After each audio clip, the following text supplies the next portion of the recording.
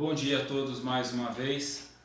Possa o Mestre dos Mestres continuar nos iluminando, nos intuindo e nos auxiliando em mais estas nossas reflexões, a qual Ele próprio nos disse que estaria presente quando em nome dEle estivéssemos.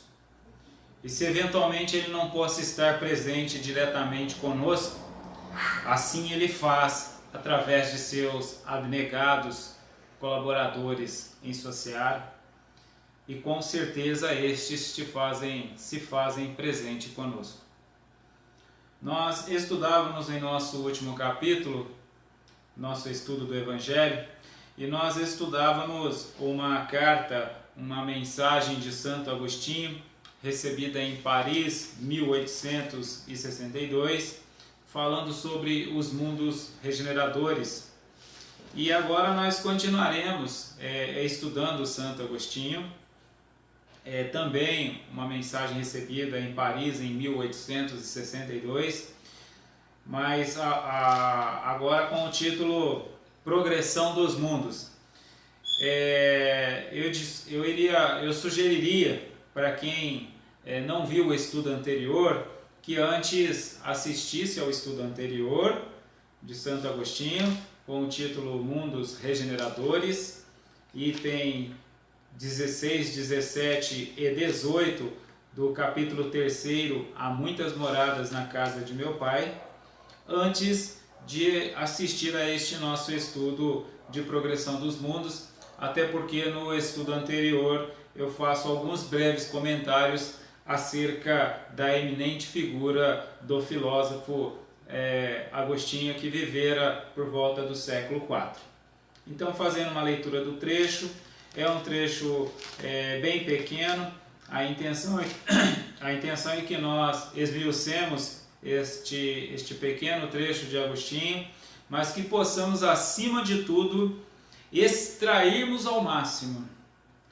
Pois, como eu tenho dito, reitero mais uma vez, nosso objetivo aqui não é nos tornarmos repetidores de palavras e com pouca assimilação, com pouca introjeção, com pouca interiorização das ideias, dos sentimentos destas ideias em nós. Bem pelo contrário, com muitas poucas palavras, mas para que possamos assimilar ao máximo a essência, o sentido, o sentir destas ideias em nós mesmos, ok? Bom, começando então o item 19. O progresso é uma das leis da natureza. Este é o primeiro ponto do parágrafo que eu quero começar já observando. O progresso é uma das leis da natureza. Todos nós estamos carecas de saber disso, pelo menos em teoria. O progresso é uma das leis da natureza, nós repetimos isso, é lei da natureza, o progresso. Mas se o progresso é lei da natureza, por que às vezes nós dissemos que se Deus quiser vai acontecer uma coisa a qual eu espero? Ou seja, se o progresso é lei da natureza, tudo, absolutamente tudo, está em constante progressão, não interessando o que esteja acontecendo. Observe bem o que eu estou dizendo. O progresso, ou melhor, Santo Agostinho está dizendo no Evangelho segundo o Espiritismo, codificado por Allan Kardec. Santo Agostinho, um dos principais espíritos colaboradores da obra de Kardec, da doutrina dos espíritos. Ele diz que o progresso é uma das leis da natureza. Eu disse que todo mundo já ouviu isso, nós ouvimos isso o tempo todo. Agora, se nós ouvimos isso o tempo todo, por que nós estamos achando que algo está errado? Por que nós estamos achando que algo não deve estar acontecendo de tal modo que está como está acontecendo? Se o progresso é uma das leis da natureza, implica que o progresso ele é constantemente, ele é constante, ele está estamos em progresso o tempo todo agora. É uma lei da natureza. Embora aparentemente eu esteja complicando, mas só para nós descomplicarmos agora, começarmos a perceber que se o progresso é constante e se eventualmente eu estou entendendo que algo não deva acontecer tal como está acontecendo, implica que sou eu quem devo me adequar àquilo qual eu compreendo que não deve ser como está sendo. Como eu vi uma frase, achei muito interessante, deixa eu ver se eu encontro aqui, numa página de Facebook, Contos e Causos Espíritas, será que foi isso mesmo? Deixa eu só fazer uma confirmação aqui. Eu acho que é isso mesmo, deixa eu dar uma confirmada.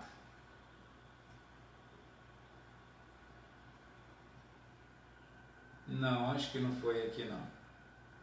Bom, mas a frase diz o seguinte, mais ou menos assim, eu queria lembrar na íntegra, mas diz assim: quando nós estamos entendendo que nós precisamos mudar, que as coisas devem mudar, que tem muita coisa errada, e nós vamos nos dar conta que nós não conseguiremos mudar o mundo, isto implica que cabe então a nós mudarmos a nós mesmos.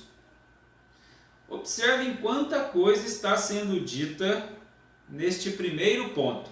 O progresso é uma das leis da natureza. Eu disse que o tempo todo nós ouvimos e repetimos isso. Agora, se o progresso é uma das leis da natureza, naturalmente tudo está em constante progresso, por que que eu estou achando que algumas coisas não estão progredindo? Se eu estou achando que algumas coisas estão progredindo, implica que eu estou atravancando o meu próprio progresso. Porque quando eu começo a perceber que se algo eventualmente me aparenta não estar em progresso, ou não estar progredindo, implica que sou eu quem estou deixando de fazer. Aonde mais ou menos?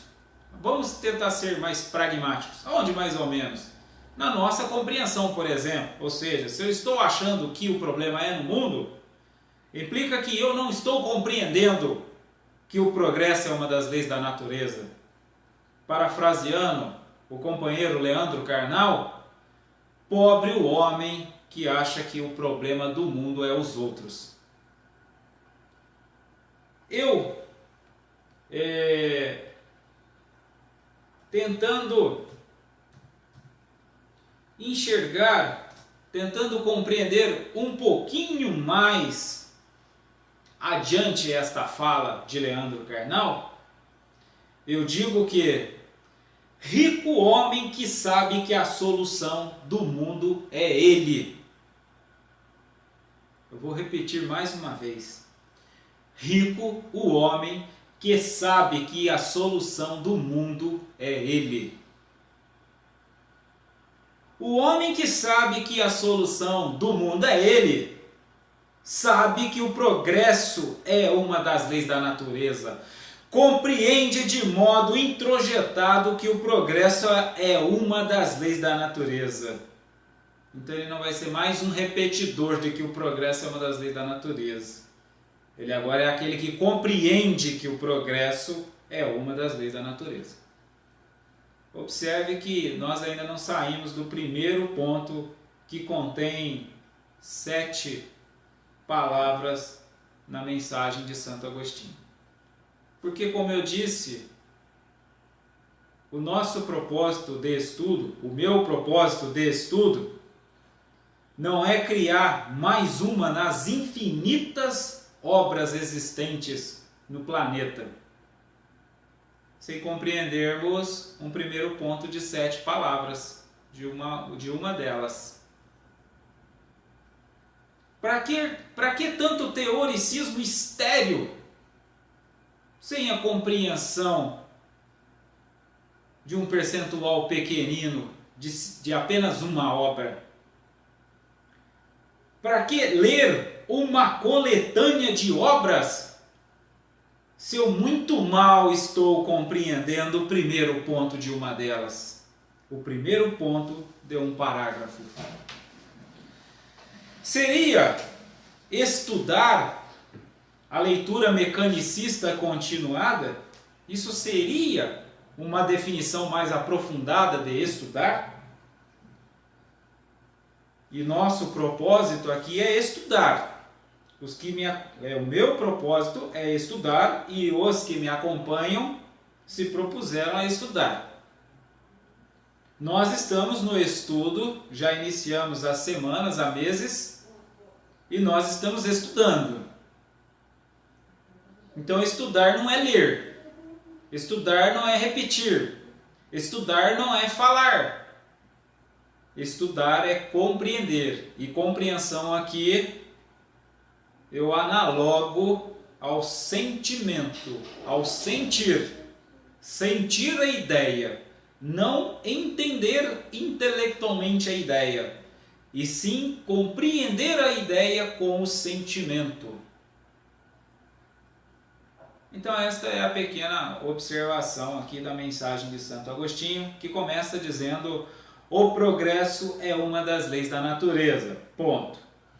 Todos os seres da criação, animados e inanimados, estão submetidos a ela pela bondade de Deus, que deseja que tudo se engrandeça e prospere.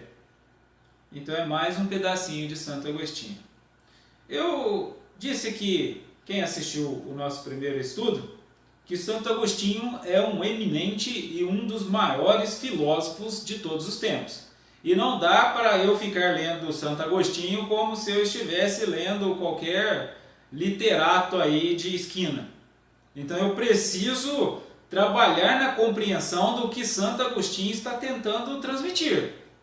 Senão eu vou apenas me tornar um repetidor, mais um literato de esquina, e não é o nosso propósito. Lembrando mais uma vez que o nosso propósito não é criticar a nada e a ninguém, mas sim estudarmos, compreendermos, avançarmos, progredirmos. E se nós não estamos percebendo o progresso, implica que nós não estamos progredindo. E aqui Agostinho então diz o seguinte: que todos os seres da criação, então qualquer um de nós, o animal, o pássaro, enfim, o ser humano, animados e inanimados, ou seja, todos as pedras, os vegetais, todos estão submetidos à lei do progresso. Ou seja, ninguém está fora da lei do progresso. E aqui eu falei dos pássaros, dos animais. Então agora, transportando só para os seres humanos, para nós entendermos, o progresso também está no assassino. O progresso também está naquele o qual a sociedade o taxa de criminoso. Porque é a sociedade quem o taxa de criminoso, não implicando que a divina providência reconhece ele como assim, como tal. Então todos estão submetidos ao progresso. Todos estão submetidos à bondade de Deus, que deseja que tudo se engrandeça e prospere.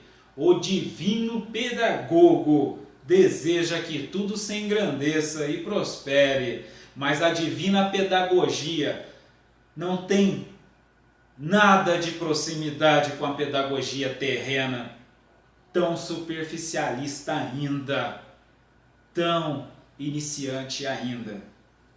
A divina pedagogia trabalha muito além da nossa capacidade intelecto-cognitiva, de nossa capacidade de análise cientificista. Trabalha em outros patamares. Por isso nós não compreendemos e por isso nós taxamos os nossos irmãos de criminosos. A própria destruição, que parece para os homens o fim das coisas, é apenas um meio de levá-las pela transformação a um estado mais perfeito, pois tudo morre para renascer e nada volta para o nada. Aqui encerra o primeiro parágrafo, que eu vou repetir tentando estudar e destrinchar um pouquinho mais. A própria destruição que parece para os homens o fim das coisas é apenas um meio de elevá-las, vírgula, pela transformação, vírgula, a um estado mais perfeito, vírgula. Eu vou comentar até esta vírgula, porque eu não sou nenhum linguista, mas nós precisamos trabalhar, desenvolver a nossa compreensão do porquê precisamos aprender a língua portuguesa. Para assinalar uma alternativa certa num concurso de 500 candidatos para míseras 3 vagas? Ou aprender a língua portuguesa é para trazer algo somatizador, essencial para o ser humano que somos? Então eu vou fazer um comentário até esta vírgula. Santo Agostinho está dizendo aqui que a própria destruição, que parece para nós o fim das coisas, né? A morte do corpo físico, a destruição, por exemplo, as guerras, por exemplo, é apenas um meio de levá-las pela transformação a um estado mais perfeito. A divina pedagogia estabelece que, dentro de suas leis de progresso, quando o homem faz guerra, todos evoluem. Quando algo morre, aquilo se transforma e evolui. Quando alguém promove a guerra, aquele agente promovedor, aquele que promove o escândalo, aquele que é o agente do escândalo, ai daquele por quem o escândalo vier, este que promove o escândalo, ai deste que promove o escândalo.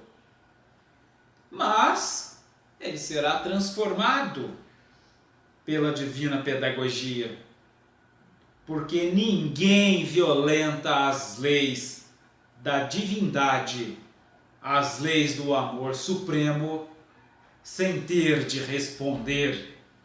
Ai daquele que transgride a lei do supremo amor, pois será transformado pela divina pedagogia, pelo imperialismo da lei suprema, para um estado mais perfeito, que tudo morre para renascer.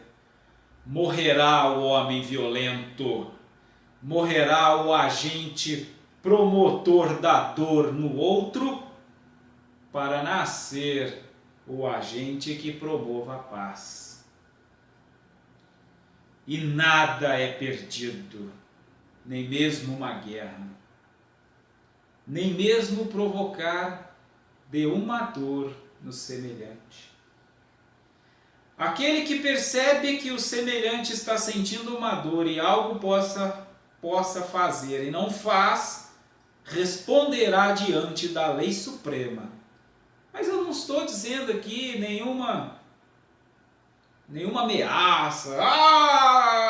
Ame, senão vocês vão para o inferno. Faça o que eu quero, senão vocês vão para o inferno. Eu simplesmente estou dizendo o que o primeiro ponto do parágrafo disse. O progresso é uma das leis da natureza, é natural. Isto é natural, o progresso é natural. Naturalmente. Ajam como quiserem agir, naturalmente as leis estabelecidas, as leis de progresso, estão incumbidas de colocar tudo no exato lugar.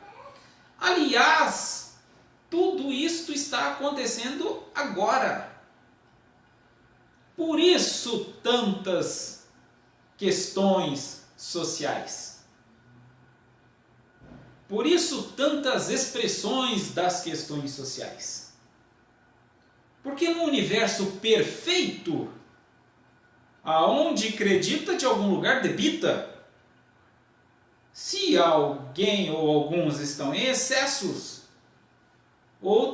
alguém ou outros, alguns estão em recessos,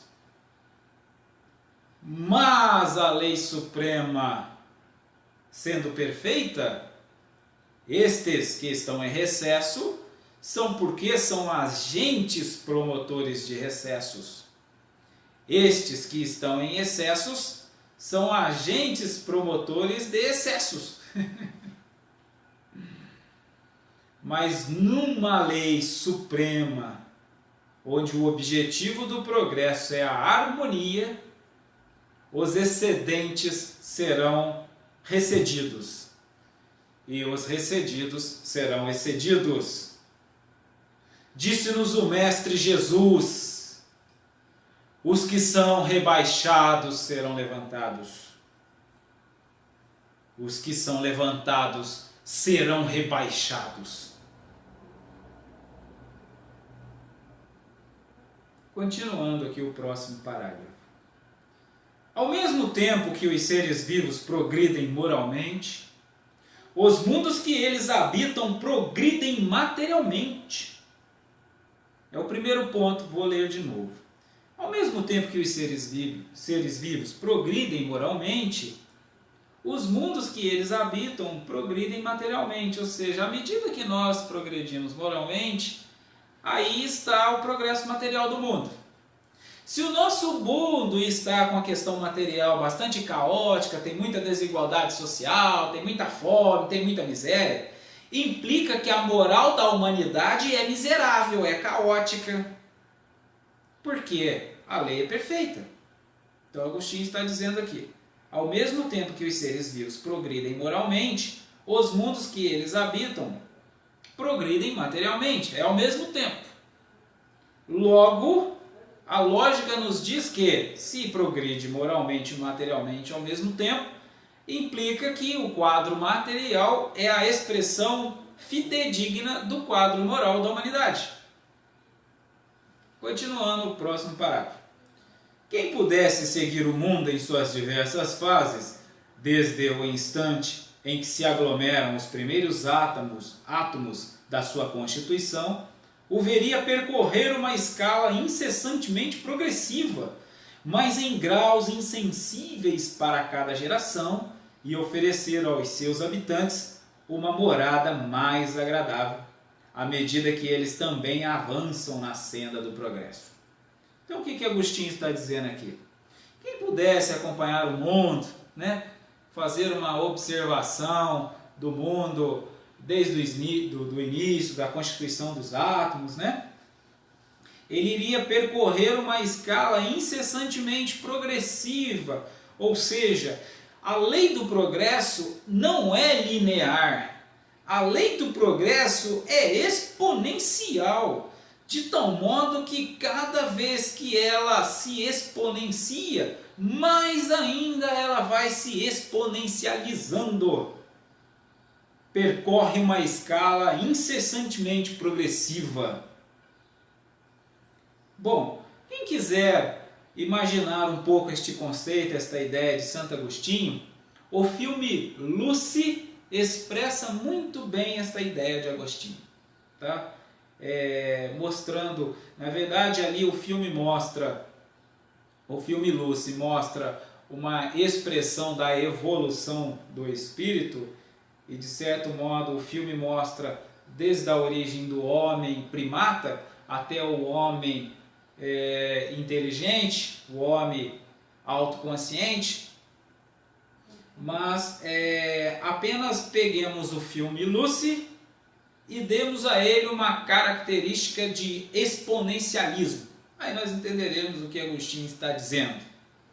Aliás, aproveito aqui para fazer uma dica para quem gosta de assistir filmes, que na era da informação não dá para ler, não temos mais condições de ler as milhares ou as milhões de obras literárias para tentarmos compreender uma ideia. A lei do progresso estabelece que a revolução científica tecnológica vem nos impor uma aceleração progressiva em nosso desenvolvimento humano.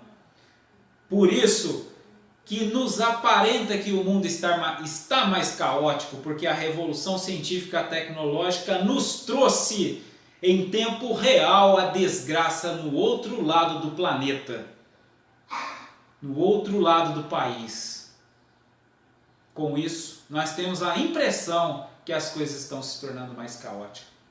Mas a lei do progresso estabelecerá que a revolução científica tecnológica fará com que o homem perceba de fato o teu estado moral, para espelhar de modo mais próximo a sua realidade, promovendo o eu ao progresso de modo mais exponencial. Então, para quem gosta de assistir filmes, é uma boa dica, porque, como eu disse, não dá mais para nós lermos tantas obras como as universidades no mundo, na pessoa da majoritária de seus acadêmicos, docentes e discentes, pesquisadores, porque hoje nós realizamos um curso de nível superior, o qual nós estamos estudando uma sociologia do século XIX, e nós estamos no terceiro milênio pós-revolução científica tecnológica, progresso exponencialíssimo, e nós estamos tentando subsidiar em sociólogos do século XIX, que podemos sim entender um pouco de suas bases, permanecer naquele sociólogo do século XIX, é algo que estará travancando o nosso progresso. E é por isso que eu disse que, se nós quisermos ter uma visão, estudar, compreender melhor o Evangelho, precisamos acompanhar esta marcha evolutiva para que aceleremos nossas condições de compreensão, para tentarmos aproximar um pouquinho mais da proposta do Evangelho, infinitamente mais distante de tudo isso que eu disse. Tão grande que é, tão ampla e profunda que é o Evangelho. Por isso muitos possuem a impressão que o Evangelho é difícil, porque não entenderam nada do que é Evangelho, ou quase nada. Então, como não entenderam quase nada, parece que é algo muito difícil. Quando nós começamos a compreender um pouquinho do Evangelho, nós não começamos mais a achar que é difícil viver o Evangelho. Nós começamos a perceber que o Evangelho está na pessoa de cada um de nós. Que Jesus bate a nossa porta, mas espera que abramos. Que Jesus estende-nos a mão, mas espera que nós também estendamos nossas mãos a Ele. Que Jesus vem aliviar os aflitos, mas não vem extinguir as aflições. Inclusive, Ele nos diz que teríamos aflições, mas que nós poderíamos vencer como Ele vencera. Então, nós precisamos acelerar. Nós estamos na era da informação. Precisamos compreender por que a divina providência, em sua infinita sabedoria e amor, permite uma revolução científica tecnológica. Não é para eu desenvolver mecanismos de inteligência artificial para vender mais e ficar mais trilionário sem sair da frente do computador, sem sair do meu escritório ou da sala de minha casa, mas sim para que promova o desenvolvimento humano de modo mais acelerado, porque a lei do progresso natural é exponencial. Então nós passamos ao longo dos séculos avançando mais devagarinho.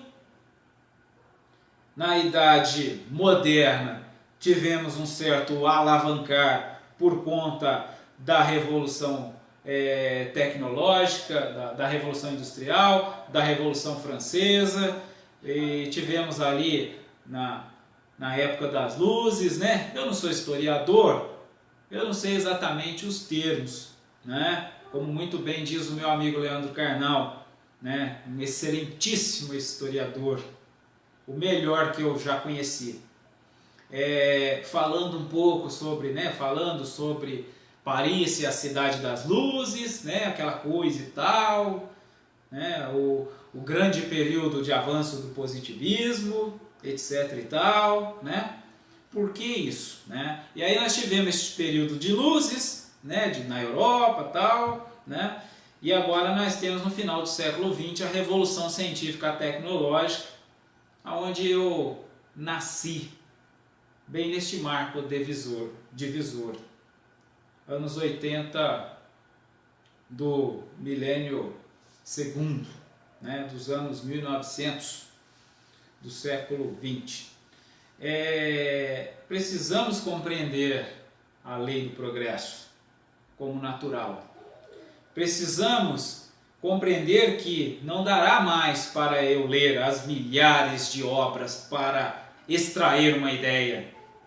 Que eu preciso ler uma frase, o primeiro ponto de um parágrafo e extrair alguma coisa, para que eu tenha condições de acompanhar essa marcha veloz que a revolução científica tecnológica me impõe.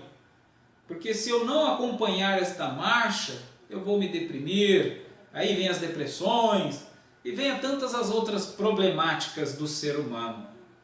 E observe que eu não estou falando aqui acompanhar a marcha evolutiva do progresso, quer dizer que eu tenho que estudar mais, ler mais revista, ler mais jornal de mídias de massa, para que eu possa, deste modo, acompanhar, ter o melhor emprego, ter o melhor salário, ter a melhor vaga, concorrer à melhor vaga, num concurso de 500 ser um dos 3 que aprova, e 497 vão passar fome. Isto não é acompanhar a marcha, isto é ficar subjugado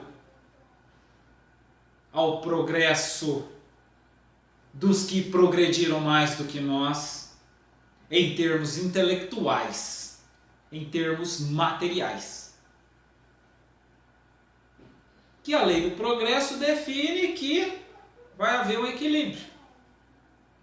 Mas com o livre-arbítrio que todos temos, com discernimento nós escolhemos qual caminho nós queremos optar.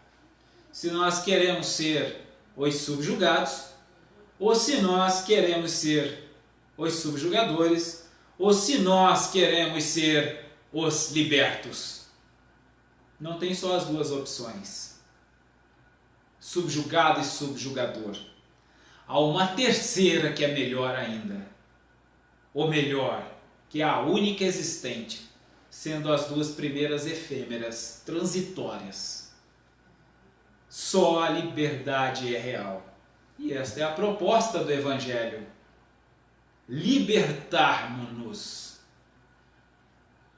Bom, continuando aqui então a leitura de Santo Agostinho, quem pudesse seguir o mundo em suas diversas fases, desde o instante em que se aglomeraram os primeiros átomos da sua constituição, o veria percorrer uma escala incessantemente progressiva, mas em graus insensíveis para cada geração, e oferecer aos seus habitantes uma morada mais agradável, à medida que eles também avançam na senda do progresso. Então, eu já tinha lido este trecho, mas não comentei o finalzinho, né? Ou seja, isto irá oferecer aos habitantes uma morada mais agradável, ou seja, aconteça como esteja acontecendo, o fato é que nós estamos progredindo, sempre. Sempre. Hoje sempre está melhor do que ontem. Embora na análise individual cada um possa fazer uma própria. Mas ontem estava melhor. Ontem você tinha mais emprego. Mas é uma análise individual.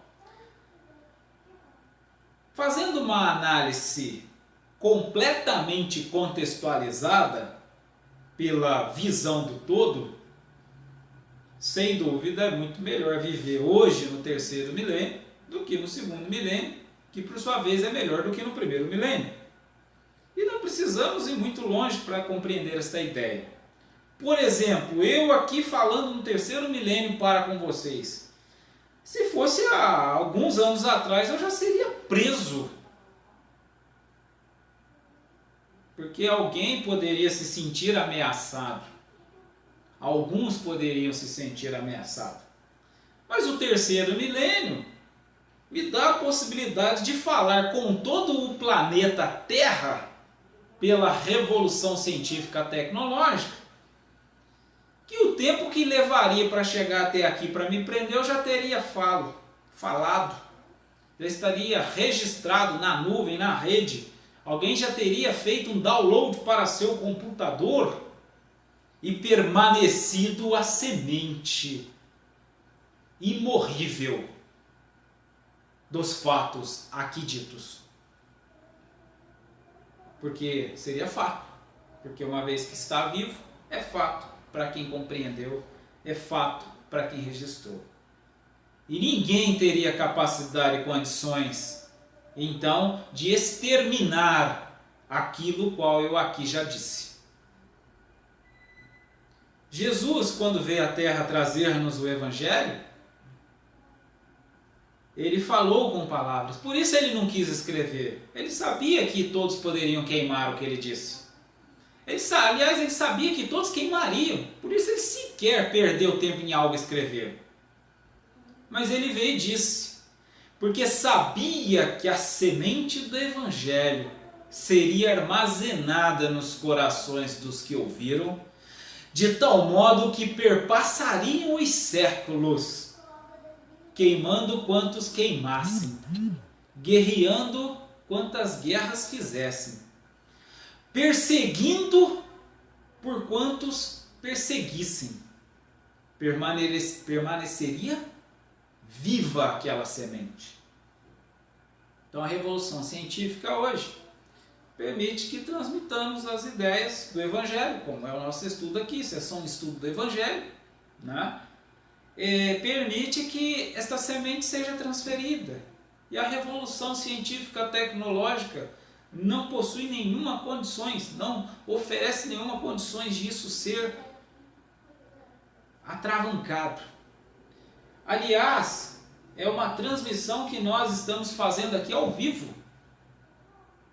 Que quem já ouviu, já sentiu, já está dentro de si. Que ainda será posteriormente gravado num material digital na nuvem, que já é impossível também de exterminar, mas antes de armazenar na nuvem, já for armazenado em tempo real nos corações daqueles que ouviram, porque não falo com o intelecto, falo com os corações. O Evangelho não fala com o intelecto do homem, fala com o coração do homem. Por isso, tidos como grandes intelectuais, não compreenderam quase nada de Jesus, quando não o tomaram como um mero político, um mero comunista, um mero vagabundo, um mero falador, um mero bonzinho. Jesus não falava com os intelectos, pois ele já estava acima de todo o intelecto humano. Ele já estava acima da plenitude do intelecto humano, porque ele já era o ser progredido materialmente, carnalmente, intelectualmente, e também já era progredido moralmente. E isto fazendo dele um ser perfeito, em nossa definição, ser humano imperfeito, encarnado, fez com que ele não tivesse a menor intenção de falar com o intelecto, e sim falar com os corações. E assim o Evangelho nos fala com o nosso coração. E este progresso, então, a revolução científica tecnológica, permite que estudemos o Evangelho deste modo. Onde nós estamos aqui ainda no segundo parágrafo do item 19 do Evangelho segundo o Espiritismo de Allan Kardec, no capítulo 3, Há Muitas Moradas na Casa de Meu Pai, e nós já estamos aqui há pouco mais de meia hora. E ainda estamos no segundo parágrafo. Porque o nosso propósito não é discorrermos mais uma vez. Eu já li toda a codificação de Allan Kardec mais de uma vez. Mas eu não estava compreendendo muito bem o que a codificação de Allan Kardec estava dizendo. Que, aliás, estou dizendo que o Evangelho diz para o nosso coração, e Allan Kardec já tinha compreendido isso. Por isso ele codificou a doutrina espírita. Por isso Allan Kardec, o maior cientista e filósofo encarnado na Terra depois de Jesus, é este escolhido para a codificação da doutrina de Jesus já desenvolvida para o terceiro milênio. Allan Kardec, pseudônimo de Hippolyte Léon Denisard Rivail, é o espírito mais evoluído que nós conhecemos depois de Jesus. Por isso ele fora escolhido como codificador da doutrina dos espíritos superiores, tal qual como Santo Agostinho, Swedenborg e tantos outros, que eu me esqueci. Já decorei todos, mas já acabei esquecendo. Porque fui percebendo que decorar não nos levava à compreensão de nada. Porque eu já decorei muita coisa. Mas aí eu percebi que eu não estava compreendendo muito. E aí eu desisti de ficar decorando as coisas e comecei a trabalhar com a compreensão das coisas, das ideias. E por aí nós começamos a ter uma dimensão de Allan Kardec codificador, de um trabalho, de uma doutrina de espíritos tão eminentes como cientista e filósofo, conhecido como Santo Agostinho, Agostinianus Aurélios. Bom, continuando então aqui, que ainda estamos no segundo parágrafo. Assim marcham paralelamente o progresso do homem, o dos animais, seus auxiliares, o dos vegetais e o das formas de habitação, porque nada fica estacionário na natureza. Olha o que Santo Agostinho diz no final do segundo parágrafo. Assim marcham paralelamente o progresso do homem. É paralelo o progresso do homem, dos animais. Olha o que Agostinho diz. Dos animais, seus auxiliares. Dos animais que auxiliam os homens. Dos animais que servem para auxiliar os homens que são comedores de animais. Mas os animais que auxiliam os homens, oferecendo companhia para os homens que buscam no animal uma companhia. Os animais que auxiliam os homens na marcha evolutiva do progresso material e moral. E quando nós pensamos no progresso moral, pensamos que ao ir assistir uma peça de teatro em seu município, um animal o qual você nunca viu aproxima sorridente, aproxima-se abanando o rabo, aproxima-se de todos aqueles que estão a entrar no teatro, e que quando todos entram, ele se sente tão acolhido e entra junto no teatro, porque o animal nos dá uma aula, uma lição de amor. Porque o animal auxilia o homem a compreender o que é o amor. Porque, em outras palavras, o animal que não tem o intelecto condenador, julgador, acusador, olha para todos os seres que ele se depara, para todos os seres vivos, interagentes, como alguém que ele possa amar. Porque ele é um ser emanado do divino amor e reconhece os seus pares. E ele simplesmente ama. Sorri e abana o rabo para todos. Indistintamente. Sequer analisa quem tem uma posição social. Sequer analisa quem tem um intelecto mais ou menos evoluído. Sequer analisa quem tem uma moral mais ou menos avançada. Simplesmente ama. O animal auxilia o homem até na compreensão do que vem a ser o amor. Amor este que o homem, autoconsciente de sua existência, ser possuente do livre-arbítrio, ainda muito mal compreendeu o que vem a ser o amor. Que um animal auxilia o homem a compreender o amor. Então, continuando aqui. O dos vegetais, então, ou seja, os vegetais também progredindo, né? Aqui Agostinho diz que os animais são auxiliares dos homens. O dos vegetais, né? Ou seja, marcham paralelamente ao progresso do homem. O dos animais, paralelamente ao dos vegetais e das formas de habitação. Porque nada fica estacionário na natureza, ou seja, os vegetais também estão evoluindo. Se o homem evolui, os animais evoluem, os vegetais, por sua vez, idem. E os das formas de habitação, né? Porque aqui a gente está falando mundo e formas de habitação, né? Habitantes de uma morada mais agradável implica também nas formas de habitação. Porque nada fica estacionário na natureza.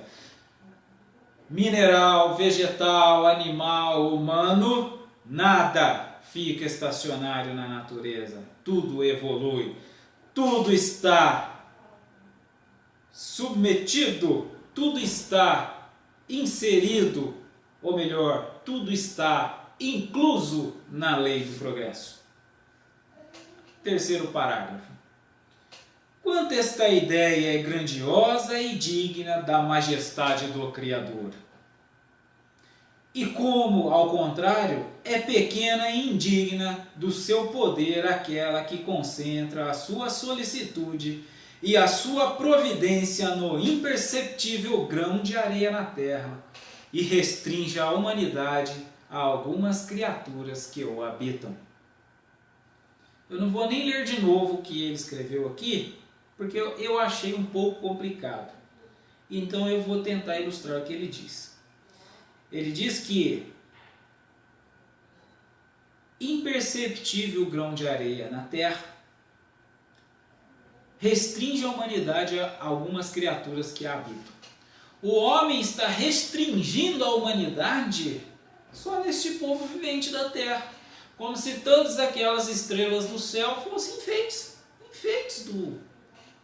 da suprema força inteligente do universo, já reconhecida pela física, pelos físicos do terceiro milênio. É claro que os físicos newtonianos só vão compreender de maçã caindo da árvore, mas os físicos do terceiro milênio compreendem que existe uma consciência. Este termo é um termo da física. A física chama, reconhece, denomina como consciência a força que rege os movimentos subatômicos já percebidos pela análise metapsíquica da quântica. Que embora alguns teóricos dizem que física não é exatamente uma ciência, mas só quando a ciência parte da premissa que ela só é aquilo que os olhos humanos, que possuem sentidos altamente reduzidos, que a própria ciência também reconhece sua limitação, pode entender como ciência. Ou seja, tem gente falando que ciência não reconhece a metafísica. Mas quem fala que a ciência não reconhece a metafísica não sabe nem o que é ciência. Porque se ele souber o que é ciência, vai compreender que a ciência é apenas aquilo que analisa e qualifica seu objeto de estudo. Mas a ciência não é aquilo que define como observar o objeto de estudo. A ciência não é aquilo que define como será analisado.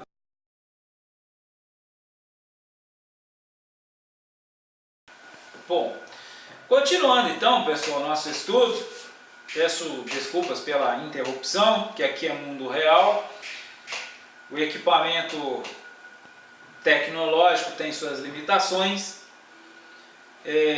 nós tivemos uma interrupção, mas dando continuidade em nosso estudo, então eu estava dizendo que no terceiro parágrafo, Santo Agostinho está dizendo que nós não estamos sós na Terra, e eu estava definindo o que era a epistemologia, que eu resumidamente disse que era a filosofia da ciência, ou seja, é a própria análise do que é ciência, e que na verdade ainda não se sabe o que é ciência, porque a ciência tem os seus limites. A ciência é aquilo que apenas analisa, é apenas um método de análise, de observação, que está em constante transformação, que está em constante aprimoramento, que por sua vez não é estática. E por não ser estática, não tem como nós dizer o que é. Como que nós vamos dizer uma coisa como uma coisa é, se hoje ela é de um jeito, amanhã ela já é de outro? Aí amanhã eu digo que ela é daquele jeito, depois da manhã ela já é de outro. Logo eu não consigo definir uma coisa que está em constante expansão. Logo isso deve ser tratado no campo da filosofia. Por isso a filosofia é a única forma de ocasionarmos o progresso, porque é a filosofia quem vai na vanguarda das ideias. Enquanto a ciência é apenas a análise, a observação, a investigação, a quantificação daquilo que é analisado de seu objeto de estudo. Bom, estudando então aqui o quarto parágrafo diz o seguinte: a Terra, seguindo essa lei, esteve material e moralmente no estado inferior ao de hoje, e atingirá, sob esses dois aspectos, um grau mais avançado. Ela chegou a um de seus períodos de transformação e vai passar de mundo expiatório a mundo regenerador. Então os homens encontrarão nela a felicidade, porque a lei de Deus a governará. Observe o que Santo Agostinho disse na penúltima linha, ou melhor, na antepenúltima linha de seu texto. Vai passar de mundo expiatório a mundo regenerador. Vai passar. Não depende da humanidade querer ou não. De um jeito ou de outro passará de mundo expiatório a mundo regenerador. Queiram ou não queiram, façam guerra ou não façam, a lei do progresso impera diante de todas as coisas. Agora cabe ao homem inteligente fazer bom uso de seu discernimento para que ele possa desenvolver a tua própria compreensão de que ele pode esperar a dor ou pode fazer pelo amor. Tudo isso para nós dizermos o que o Evangelho está dizendo. Ele pode optar por essa transição de mundo expiatório a mundo regenerador, ele pode optar de modo sereno ou de modo catastrófico para si mesmo. Porque o mundo evoluirá, progredirá. O mundo, observe que o que Agostinho diz, que o mundo vai, ele não falou que os seres que vivem neste mundo vai.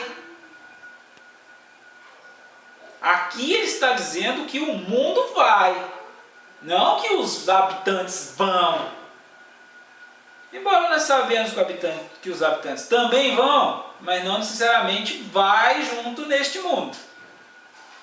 É por isso que tem o anjo decaído, o anjo que rebela, o Lúcifer e tal, os espíritos exilados de capela e exilado de tudo quanto é lugar. Né? O mundo vai. Agora, se eu for exilado, eu estou optando ir pela dor. Se eu não for exilado, estou optando ir pelo amor. Então, os homens encontrarão nela a felicidade, porque a lei de Deus a governará. Porque quem anda governando por aqui transitoriamente é a lei dos homens. Mas no mundo regenerador, a lei de Deus governa de modo mais predominante. Por isso, uma vez a lei de Deus sendo a que predomina, posso eu dizer que é ela quem governa, que a cidade de Deus, ao qual Santo Agostinho falava, se fará no mundo regenerador. Já se faz em mundos regeneradores a cidade de Deus. Bom, então esta é a mensagem de Santo Agostinho. Mais uma vez agradeço a presença de todos, a colaboração de todos em mais este estudo. Que possa o Mestre dos Mestres, o Divino Amigo Jesus, continuar nos iluminando, nos intuindo em nossas meras reflexões. Muita paz para todos nós.